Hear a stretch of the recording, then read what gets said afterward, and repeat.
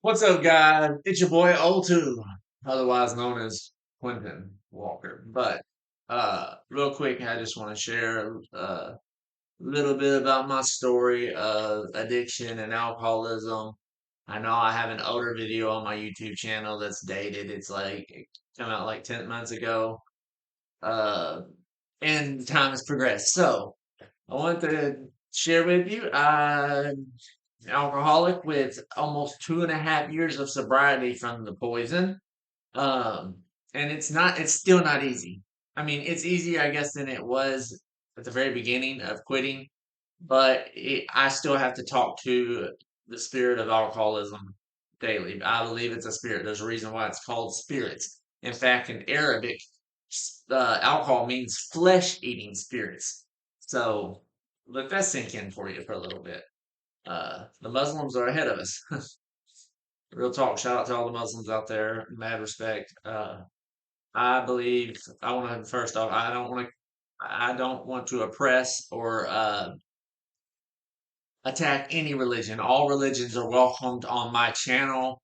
Um, I want to be a channel of acceptance, of love, of real love. You know, if you're gonna love your enemies, like Jesus said, you're gonna love everybody, no matter what they are, who they are, what they believe in, what they're going through, their upbringing, their lifestyle, their past, their trauma that they bring to the table, man. So acceptance is key and crucial. And acceptance of that I'm an alcoholic uh, has to I have to be accepting of that because if I start denying it, if I start lying about it, I will start drinking. I know because I love to escape. Why? I grew up with really bad crippling anxiety. I remember having anxiety and panic attacks in church at a young age of like 7 years old. I had panic attacks in grade school, in middle school. Middle school was really hot. My dad had to pick me up so many times. You just wouldn't believe it. He would be like, "Boy, you ain't sick." And I know I wasn't sick, I guess physically. It felt as though I was because there was times I would hyperventilate. Bless Miss Stoll's heart in middle school, Christian County. Uh, she had helped, took me to the front, helped me blow in a paper bag.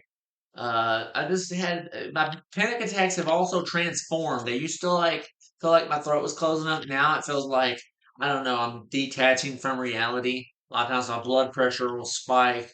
I'll panic, freak out. I'll feel like I'm dying. So that was my main reason for drinking. Now I had a myriad of other reasons why I drink. Bad day. Don't want to go to work. Uh, trying to get through life, or I've got a problem that's bothering me in my head because I do suffer from bipolar 1 disorder, especially the mixed episodes, which are terrible.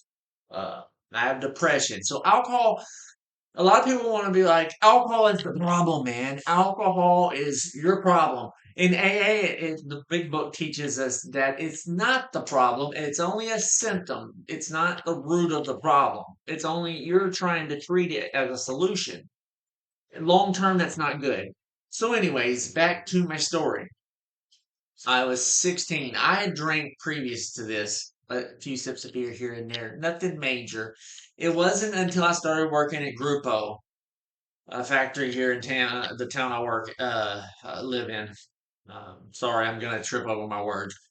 Fun fact: I had to go to speech class when I was in kindergarten, first grade, something like that, because I couldn't say R's and TH right. Anyways, so a little tidbit right there for you. But so I grew up with just tremendous anxiety. I still deal with this anxiety today. So for anybody out there, I'm not against prayer. I'm not against deliverance or any type of belief out there.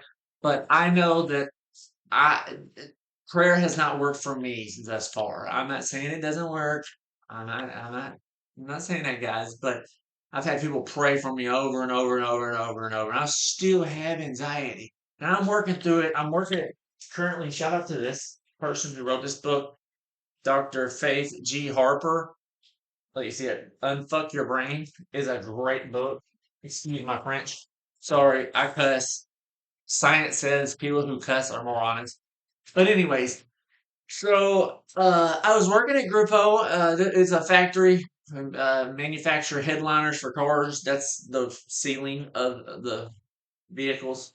I was on the Ford F-250, F-350 line. And my line leader invited me to Las Fuentes, one of my favorite Mexican restaurants here in town, my hometown. So I went with the boys and my line leader. They ordered pitchers of beer, and prior to this, I'd had some liquor, some beer, especially in high school a little bit. Nothing major. It was at this moment I would. It's sometime in 2010, 2011, 2010. I'd already started drinking a little bit. 2011 when I moved to first shift because I couldn't act right. I'm one of those people. It was my bipolar. I didn't know at the time. I didn't know I had bipolar disorder up until 2 years ago, I think. Even though looking back at it now, I know that I had bipolar. It influenced all my bad, poor decision makings, all the failed relationships, all the impulsive decisions, all the rapid speech, rapid thoughts, unwanted thoughts, uh, you know, uh, my mood going up and down. But it's more than just your mood going high and low. It's more than that. Promise. But anyways, back to the story. I don't want to get too off topic because I tend to do that. I won't say his name to keep privacy. Um, I respect privacy. But my line leader poured a big old, I don't know, it had to be 22-ounce mug at Los Fuentes at the time. Poured a mug of it, of some Bud Light.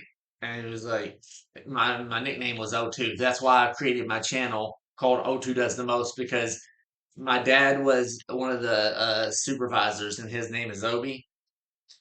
So he was one of the supervisors at this plant that I worked at. So I was one of the boss's sons. And my line leader was one of the boss's sons too. So it's funny. And there was a couple, one or two other supervisors that had their sons come in and work at the factory. But he poured that mug of beer and kind of pushed it my way and said, "Oh, too, you want to try it?" I was like, "Sure, why not?" I've never turned down a blunt. I've never turned down, I don't turn down drugs. That's rude, right? And plus, I had had beer before. I love the taste of it. And Bud Light from a draft. Oh my God. I drank it a little bit. He's like, "Hey, you can have that. You can drink it." I was looking around like, "You sure the servers aren't going to be mad here at Los Fuentes?" He's like, "Nah, man, they're cool." So I gulped that mug of beer down. He poured another one. Like, "You want another?" So yeah, of course. Drink that. Caught a buzz. So we talked a little bit, finished with our food and stuff. I drove home feeling like, and this is what went through my mind. This is how I'm supposed to feel. I felt euphoric.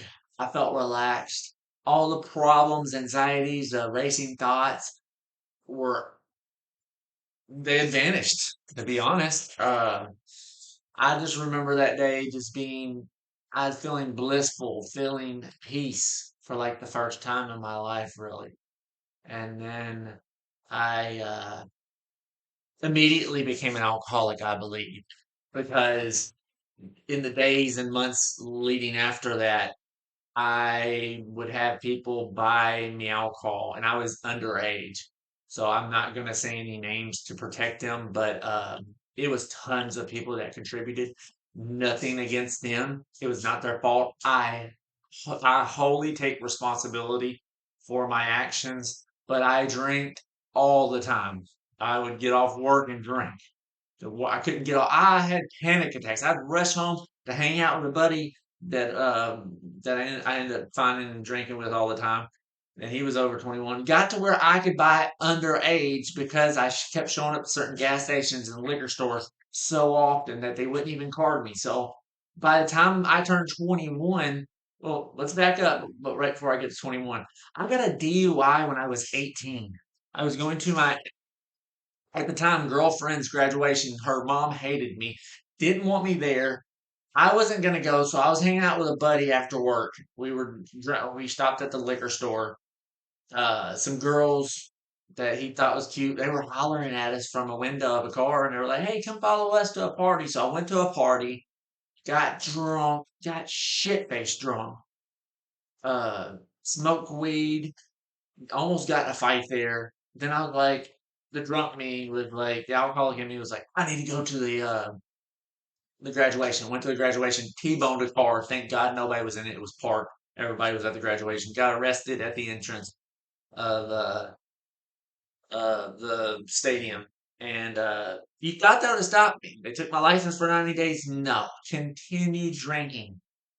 By the time I turned 21, I was full blown alcoholic. I had to hide. I was at my parents' house. We stopped by my parents' house. I was living in, might have been living in Carthage at the time, Tennessee. But I'd come back, or I was living on Lafayette. It doesn't matter. I wasn't living at my parents' house at the time. Come to my parents' house. I have a few, I think I have one picture uh, somewhere locked away in my vault of thousands of pictures where I was drunk at my birthday party at my parents' house. I would also go on to get on pills and try every drug but meth and heroin. I've done everything else. I've done all the opiates, all the opioid, all the pills, benzodiazepines. I'm currently prescribed a benzodiazepine, but that's to help my anxiety and keep me from drinking because they know I was self-medicating with alcohol. That's the thing. I've always been able to. I've done tons of weed in the past, tons of pills, barbiturates, stimulants like cocaine, crack, all the amphetamines like Vyvanse, Adderall, uh, trying to think, any other drugs, psychedelics of all kinds. I won't get too into that because I know they're super illegal right now, even though research is coming around. But I would continue to drink to the point in 2014 I overdosed for the first time. I don't know how many Xanax and Klonopins I had taken, but I had taken a ton. I drank tons of liquor. I remember running off the road and hitting the mailbox. It come up out of the ground and hit my windshield. Kept driving. Had my buddy pick me up. My dad ended up having to restore the car, take it to a shop.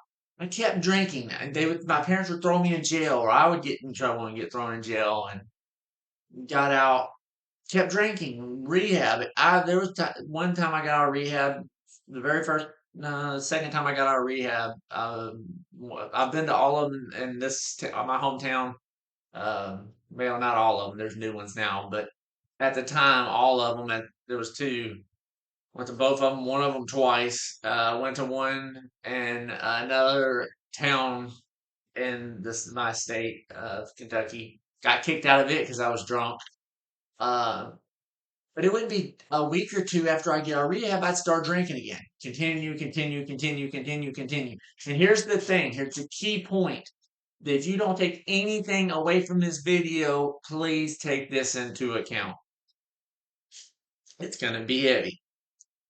An addict, alcoholic lumps into addiction. So an addict is not going to change until they are ready to change. Don't force change on them. I am living proof that trying to force somebody to change does not always work. It actually it strikes a rebellious spirit in them, and it did in me because it made me angry at police. Now I have trauma with police. I do not respect police because a lot of them abuse their power and stuff, and I've been traumatized by being manhandled. And I didn't get a parade when I had a knee in my neck like George Floyd. I said the same words. I can't breathe. Get off of me, and they didn't listen. All because they wanted to ask me some questions. It was over some stuff I was worried about. Won't get into that about all my charges that I'm trying to get expunged too. It's hard to get a job when everybody turns me down for my background, which I wholly disagree with. I have over 2.5 years of sobriety. I can pee in a cup and pass a drug test. And yet they will not hire me. But I've got some prospects, and that's why I'm content creating and writing books. I have novels. Links are in my bio, underneath my bio and my links. Uh, I have four currently out for sale. Two will be coming out. More will come out later this year. But I continued to drink. It wasn't until December 13th of 2022, I was on a heavy bender. I was working at another factory in Hoptown. I was bringing liquor into, uh, and you gotta remember, I've overdosed 7 times. 7 times.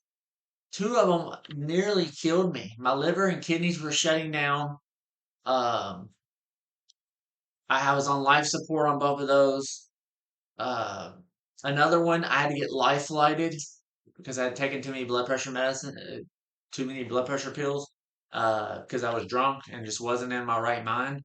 And they had to life flight me to Nashville, to St. Thomas because my heart was failing. Uh, so I am a walking miracle. But December 13th, 2022, I was on a bender, man. I got to where I was buying 5 pints for the day, man. And I was drinking platinum vodka, the smoothest vodka I have found on this earth. It's mid price point, but it's 7 times distilled, so it's distilled more than Smirnoff or Svedka, all them fancy brands, Grey Goose. Um, I was pouring it in a water bottle, and I would call it emergency, code word emergency. I had all the lines up front in the factory drunk. Even some of them got fired because of it, and I hate that. But I was drinking on a bender, just drinking. So much so that I was sleeping in my car. General manager came out and knocked on my window to just see if I was all right, see if I was alive. It's stuff like that, man. I've passed out in the streets of my hometown because of overdoses and dehydration and having the vitamin deficiencies and you name it. I've been through it. But I was on this particular bender. I was dating who is now my wife, my loving wife, Lindsay, who I love the most. She is the best person, aside probably from Jesus and Buddha, the Buddha, Siddhartha Gautama, that have ever lived. Uh, she's got a heart of gold. She has about as much grace as God has. Not as much as God has, but damn near just as much, man, with how much she's just been through. And she just seen the tail end of the bender. My dad never came on this side of town. I used to go to a liquor store that never carded me. I came so much I had a tab there.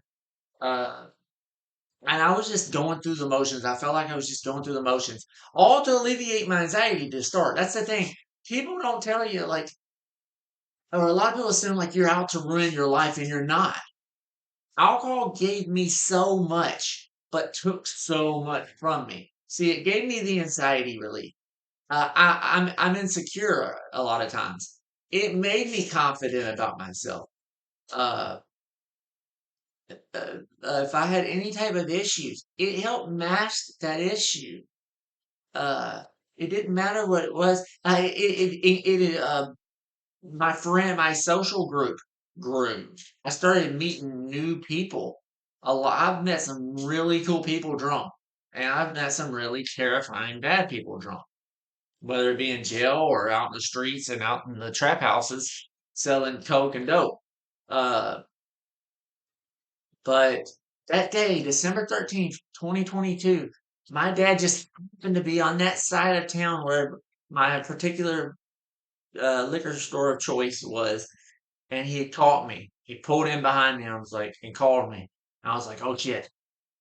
But immediately after that, I had a thought of, thank God somebody saved me.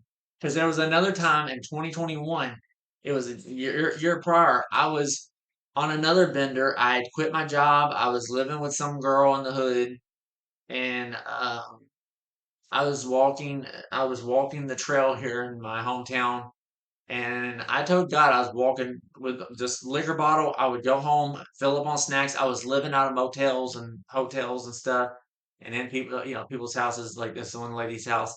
And I remember one day it was a couple of weeks. I was walk the trail, and I would go down to Tennessee too, and some other parks and walk. But I had to stay up in my hometown because alcohol was my taskmaster. It was taking over everything, and I was having to do finances. I was having to steal and hustle to get money. And I had money. I made money from work, but I even told God one of those days. I said, God, if you don't intervene, I'm going to die here. And my dad pulled in one day, probably 2 weeks into showing up at the park, and he was not mad. I was reading a book. I had yet to drink that day yet. I was feeling terrible, and he was not mad. He wasn't even mad that I had quit my job and let me come home. But let's fast forward, not flashback, fast forward to 2022, December 13th. My dad had caught me. I had 5 pints of liquor on me, vodka. And I was so relieved. I was like, oh my God. I was like, yeah, I'll promise I'll pour them out. I'll pour them out. I was with my wife. She had seen a tail ends of a bender. She hadn't seen my worst benders, but this was a pretty bad one. I got down. I dropped like 30 pounds while I was on this bender. Maybe even more, but at least 30 pounds. My dad got home. He even thought I was because I poured out four. I couldn't find it, the fifth pint until I looked under my seat because he was like, "You had 5 pints. Get them all poured out." Poured them out, and from then on, I wanted because I remember meeting my father-in-law for was it his birthday or something? We ate at Davo's. I was drunk then, and I sincerely apologize. God rest Andrew Gray's soul, my father-in-law who passed this March. But so I knew that I needed to get sober, but I did need some help. So I got clean, and then the next year in February, I was having terrible panic attacks. So my doctor prescribed me Valium, which has helped tremendously with my anxiety. Now, do I have to take it pretty much every day? Yeah. There was a time where I was able to take it less, but I've had to ramp up because my anxiety stays pretty elevated and it affects my blood pressure, my heart, and all that. But I found them and poured them out. My dad was like, "I'm gonna give you a few days to dry out."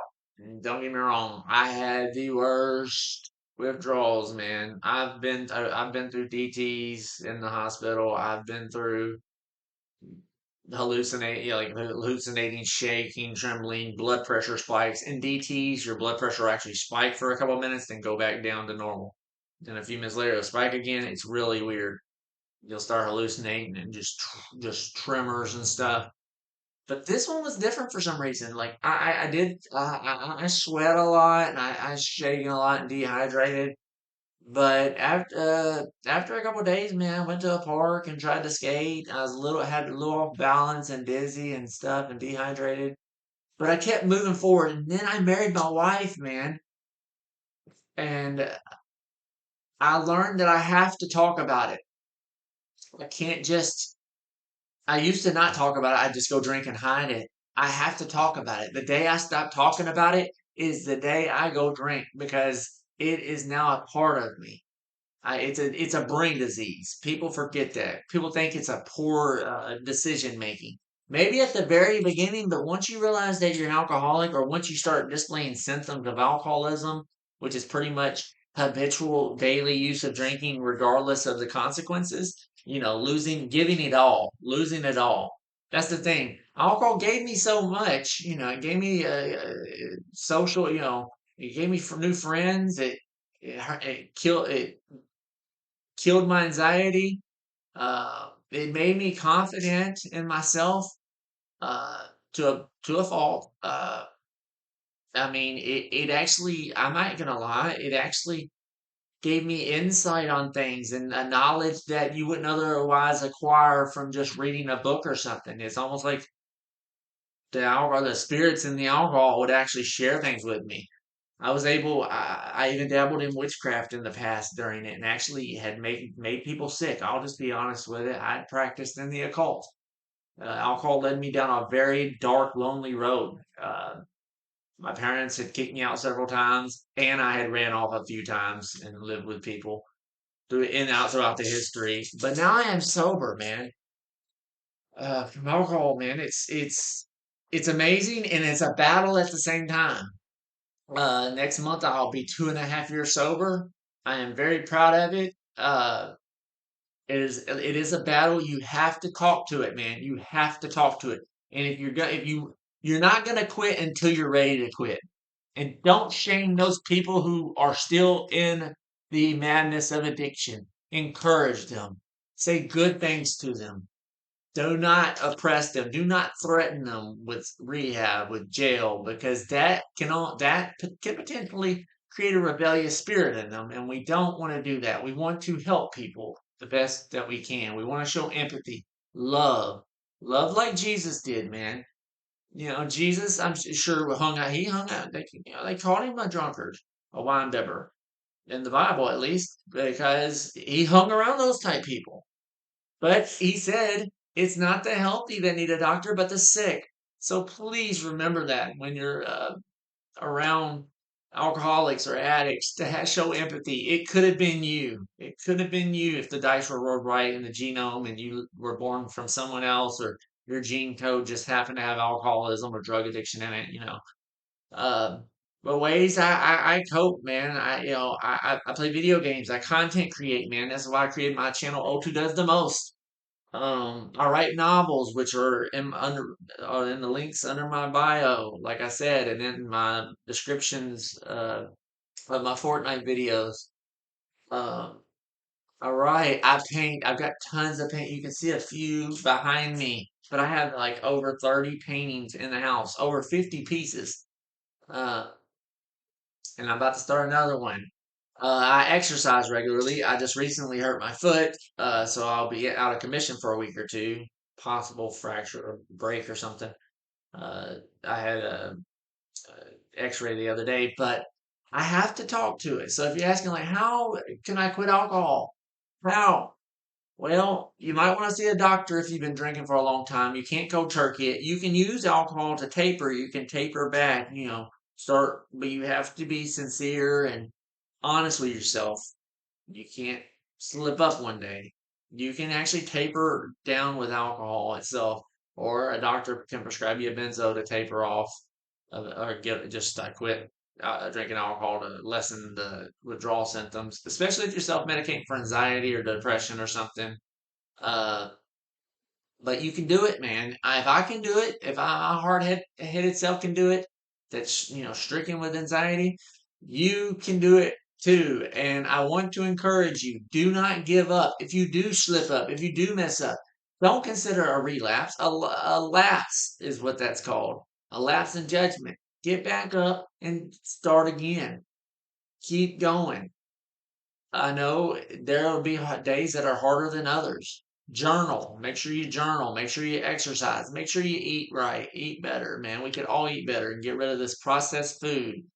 Um, what else? Man, take care of your mind, man. Take those thoughts captive, and it's sometimes hard for me because I suffer from bipolar disorder. But if a that bad thought comes in your head, then either take it captive or talk about it. Because if you let it eat you up inside and never let it out somewhere at a AA meeting or with a loved one or someone you trust, it can eat you alive and send you back to the drug or the drug of choice that you have battled with. Man, there are triggers out there. I've noticed a lot of my triggers, and I learned that I have to stay away from some things. Like right now, I'll just be honest, my brother and his wife are pregnant. It's a trigger for me. I thought I had a kid in 2015 with a lady, and a year later, after we had broken up, I asked her, and she was like, "Oh yeah, it's not your kid." She claimed that the other guy that she cheated on me with went down there and done a DNA test. I never confirmed any of this. It may be my kid, but I'll take her word for it that it's not. So I have some trauma there. So I won't be able to go June 1st to my brother's baby shower because it's triggering, it's stress inducing. I mean, it makes me want to drink, honestly. I still deal with it. And that's why I do question deliverance. People that say, oh, I was a drunk and non-delivered, but were you an alcoholic? Because alcoholics, there's a guy in my AA meeting. His name's John, but I don't know his last name, so that's enough of anonymous. But he calls himself a real alcoholic. Unlike most people just say, "Hi, my name's this, an alcoholic." Real alcoholics, it doesn't go away. It's a brain disease. Your brain really, there's a thing called neuroplasticity, which you can correct, but it takes years of time after cessation of use of whatever drug it is, alcohol, heroin, meth, you name it, fentanyl, that it actually rewires your brain. Like I'm probably GABA deficient, which is a neurotransmitter that slows down the firing of neurons in the brain. So I probably have a lot of glutamate. That's the tattoos on my neck. These neurotransmitters. Neurotransmitters influence our decision making, which really makes me question free will. Yeah, like a judge, you can tell. Uh, Science and studies have shown that uh, judges who have eaten a lunch, are more likely to give criminals, no matter the charge, a lesser sentence than a judge who hasn't eaten.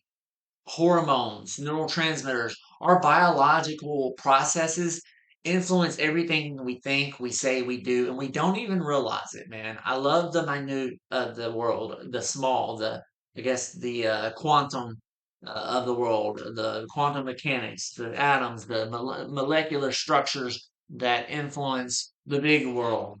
And we're really just small on the grand scheme of the universe. And I know I'm getting off topic again, but uh, I'm a big philosophical nut.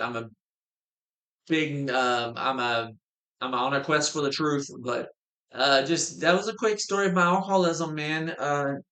And I hope this helps somebody. I know this is not going to be on my YouTube channel, but I needed to make a new one because my last one's kind of dated about 10 months ago, and I need to do an update. So you can do it, man. Don't give up. And if you mess up one day, don't beat yourself up because that can put you deeper down in the hole and make you fall back down in the pit of addiction.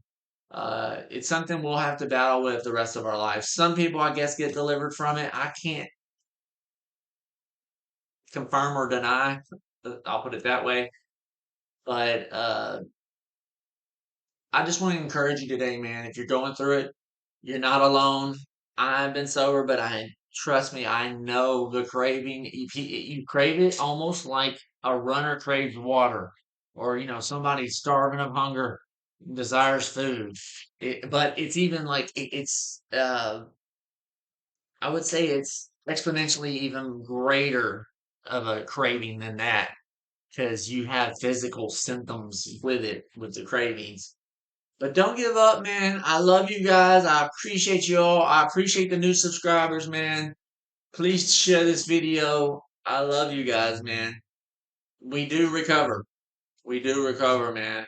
Appreciate you guys. You already know O2 does the most. Thank you for the story time, man, and letting me uh, share with you a little bit of what I've been through, man. Uh, Love you guys. Real talk. Peace out. Have a good day.